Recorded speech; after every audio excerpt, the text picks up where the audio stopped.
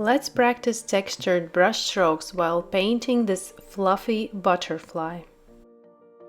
Outline drawing is done. With a elastic eraser, I'm removing the excess amount of graphite off the paper.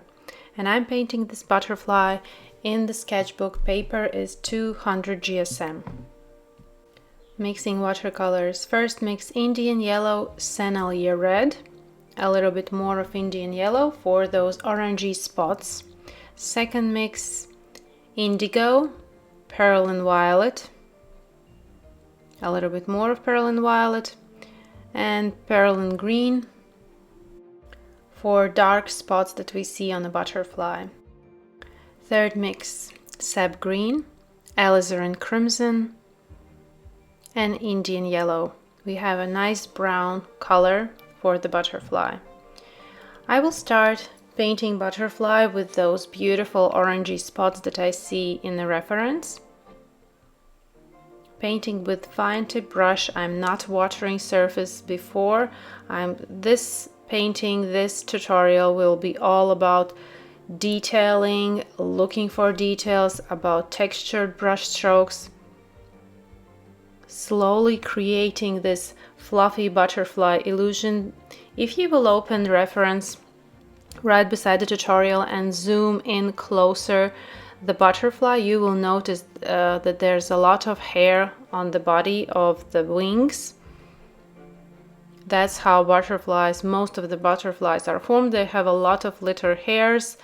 And how to make it, I'm not thinking about hairs, I'm not thinking about each individual hair that I see on the butterfly. I will think about what kind of textured brush stroke I can apply to make an illusion of hairy, fluffy surface for this butterfly.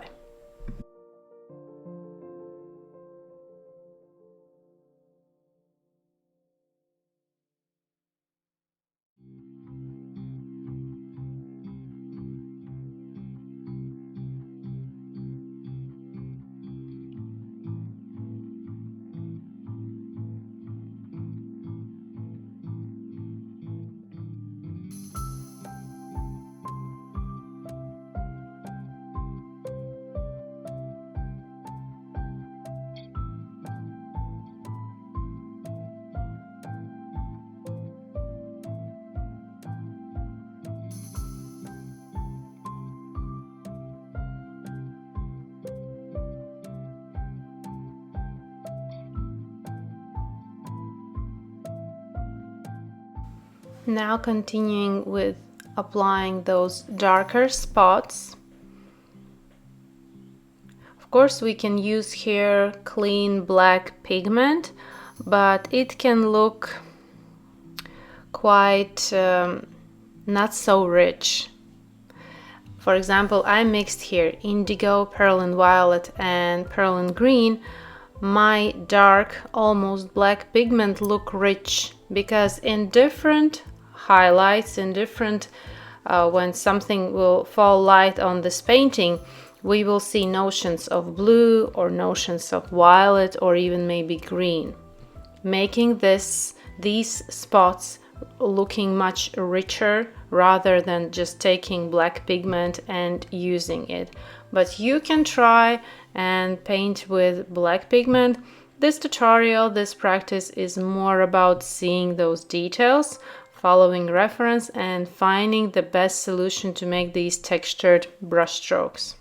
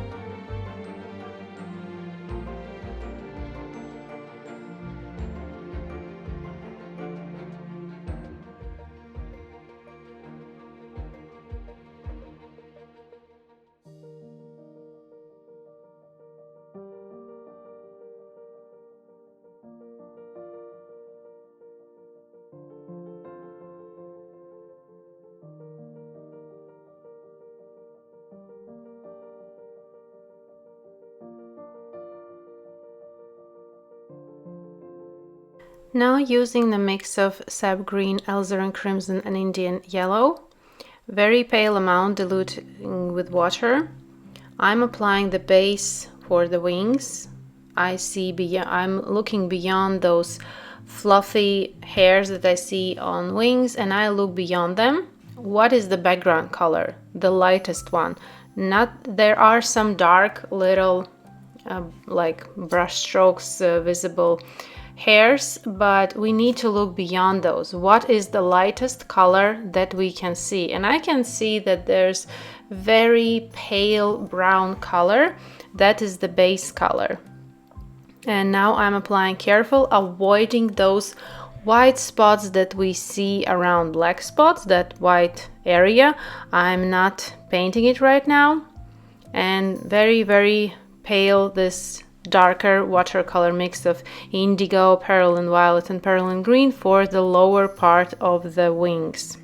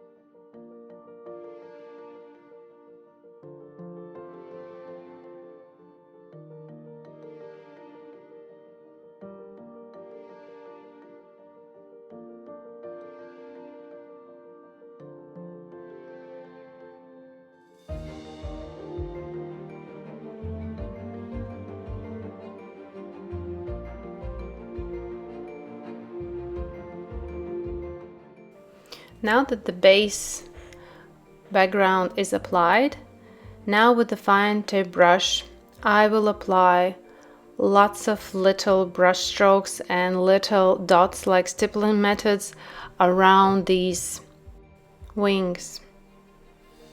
This will be a work of many, many layers, little brush strokes to create this illusion of fluffy wings. These textured brush strokes using the watercolor mix that we pre-mixed of sap green, alizarin crimson and Indian yellow.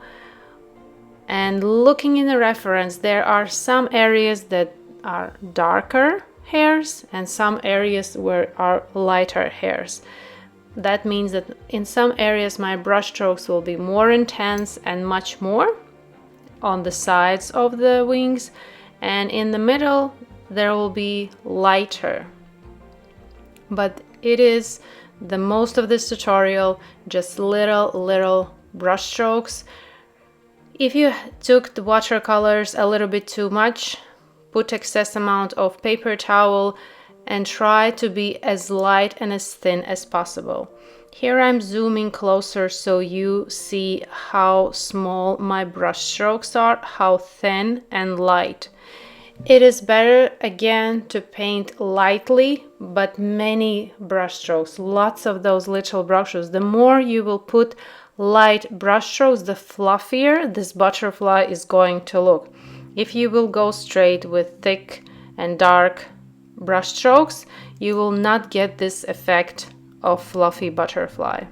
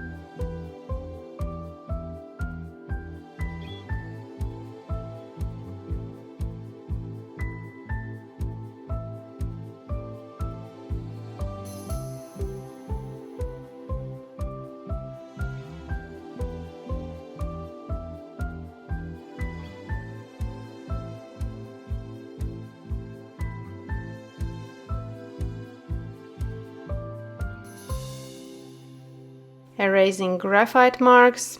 Be sure that your surface is completely dry, and then you can go over with an eraser and erase some visible graphite marks, especially around those white areas, those white spots. There the graphite marks were most visible, and I don't quite like when the graphite marks are visible, so I try to erase as much as possible.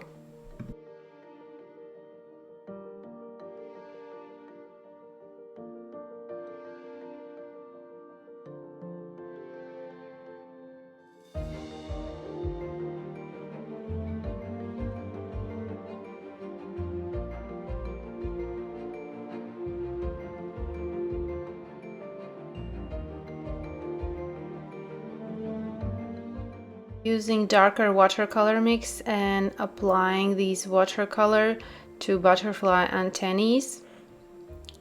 Looking at reference, and I noticed that it's not just black line, there are white spots closer to the butterfly head. There are smaller distance from black and white, and as we go further from the head, then the distance of the black area is longer. These little details are important to find, to observe in the reference. The more you will find these details, the more realistic your painting is going to look. Even if we are making just a study in a sketchbook, it's important to take into consideration these little things. And painting with the very tip of the brush.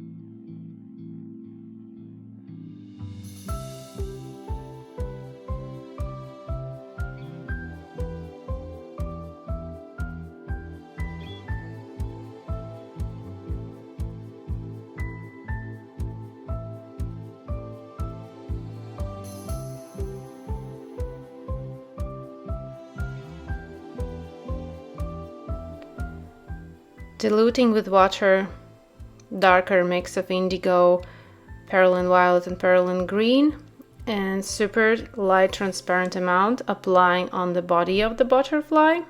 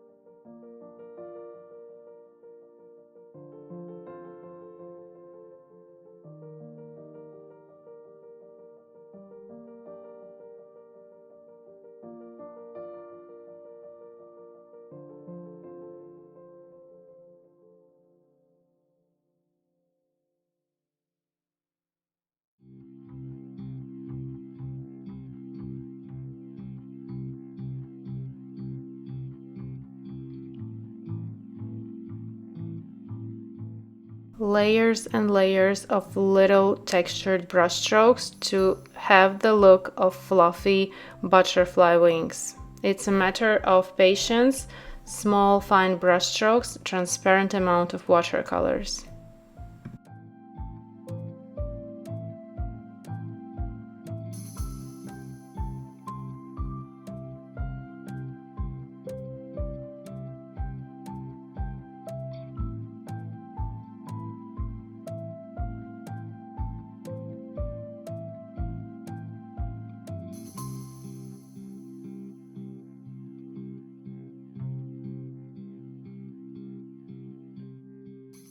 On the lower part, I'm using watercolor mix of indigo, perylene violet and perylene green, and I apply little dots. It's a stippling method. I can see in the reference, if I zoom in closer, that lower part of the wings, closer to the butterfly body, I see that there are not like little lines, little hairs, but little dots. So that's why I'm recreating with the stippling method what I see in the reference.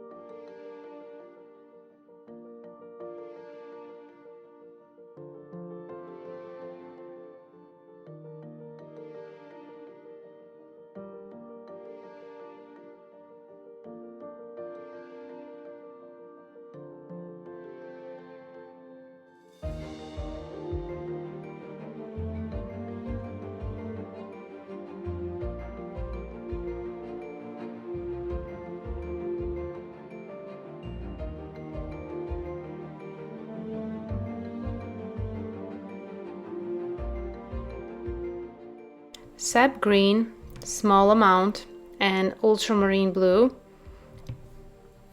for the this part of the wing area. I noticed in the reference that it's not just brown, there's some bluish green color visible on the wings. This butterfly is called common blue butterfly, so it has blue color in it. There are other very similar butterflies, they're completely blue. They're from one species, and I guess this butterfly also has little notions of blue, and I noticed them while I was painting. That's the thing, the more we look in the reference, the more we start to notice things that we didn't see in the first place.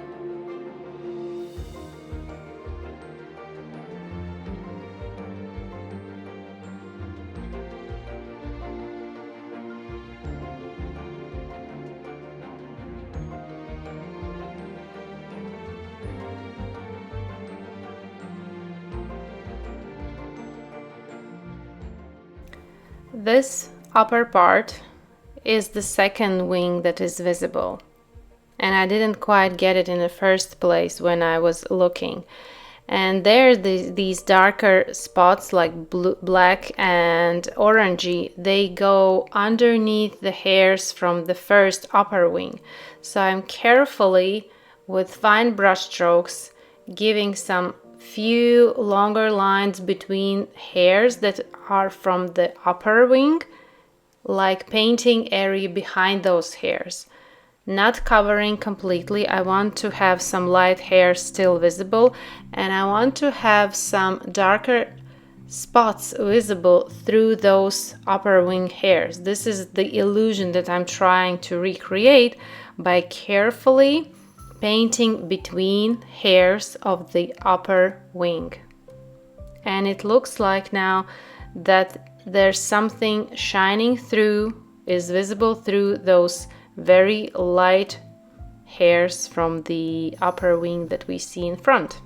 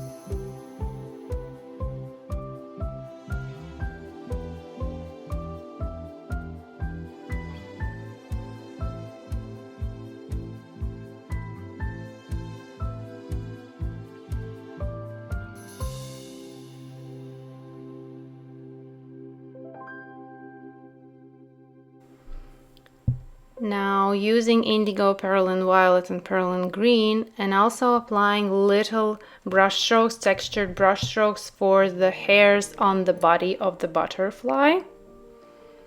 It's this the body and hairs of the butterfly are almost white, but they are like grayish white, and in the reference they are super visible in contrast with the flower that is sitting butterfly on. So in order to make this body look as it is in the reference, I need to paint the flower. I will add few layers. I'm using perlin violet mix, Sennelier red, and permanent rose. I will not go into super detailing with the flower that we see in the reference. My main character here is butterfly, and I want to show you textured brush strokes, but I need this contrast of that flower on which butterfly is sitting.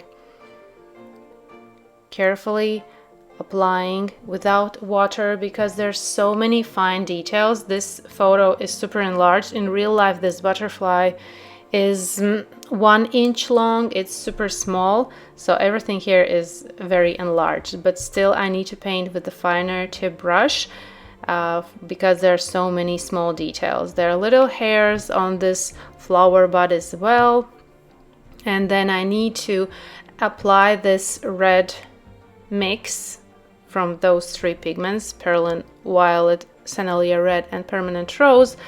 I'm painting it between the hairs of the butterfly body. I'm putting some brush strokes into the butterfly, but leaving something white, as you can see now, and the painting also flower, doing 2 things while painting 1 area.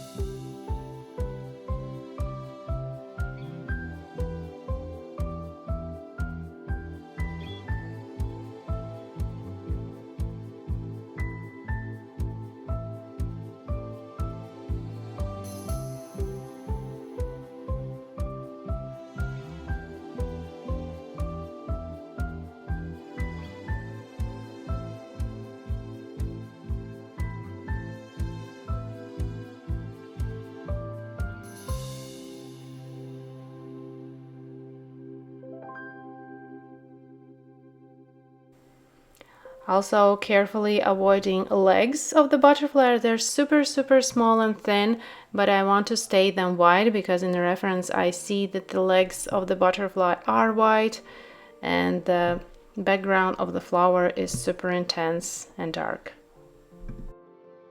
I'm not using masking fluid, I don't use any white pigment. All is manageable, all is doable with finer brush.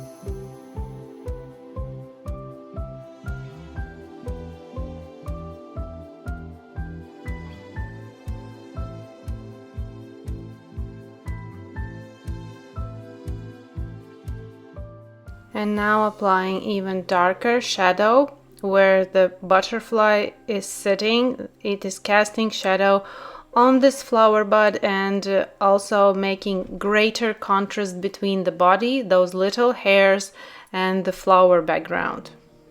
And as you can see, my brush strokes are between those little areas that I left for the hair of the butterfly body, and smoothing the applied layer.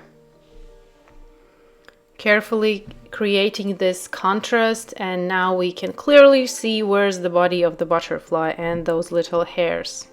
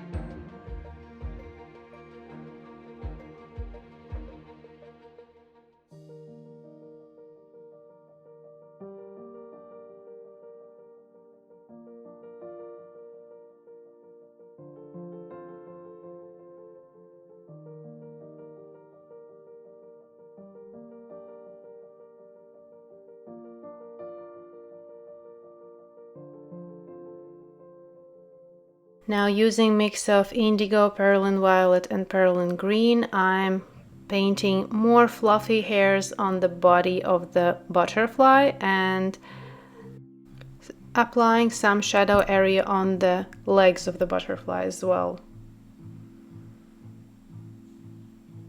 Fine and small brush strokes, thin brush strokes. It's super important to create this fluffy, hairy texture. We can't apply thick brush strokes. We need to have super fine brush with the fine tip and do these little brush strokes, going over some areas on the wings, additional dots.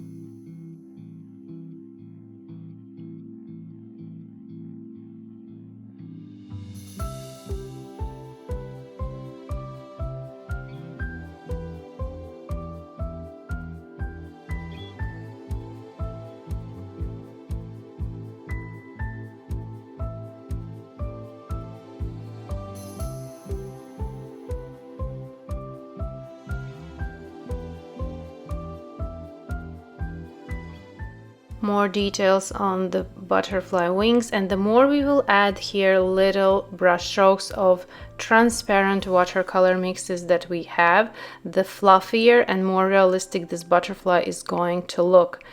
The more we see, the more we start to notice some details, maybe some darker line there or some darker spot over there.